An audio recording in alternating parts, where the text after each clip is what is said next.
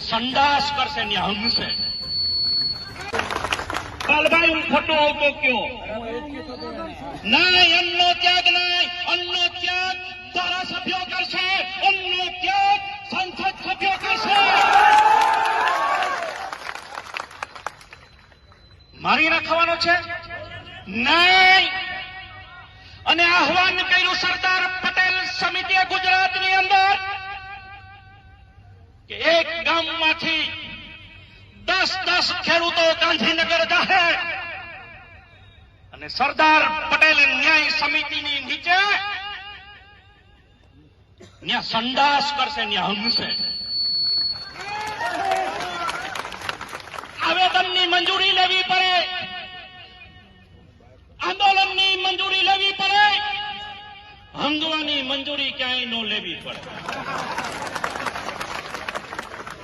હંગશું. 2003 ની અંદર વંથલી તાલુકો ડાર્ક ઝોનમાં હતો.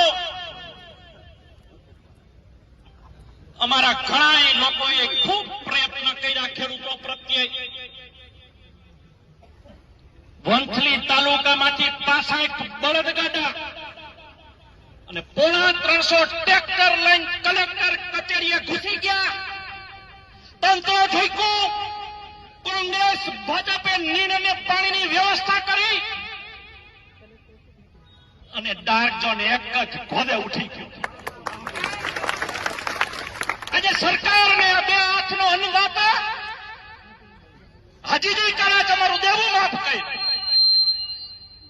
અરે અમે તો સરકારનો ઘોડો ખમી હઈ ગયે, કુદરતનો ઘોડો ખમી હઈ ગયે, પણ તું અમારી ગોદી નહીં ખમી.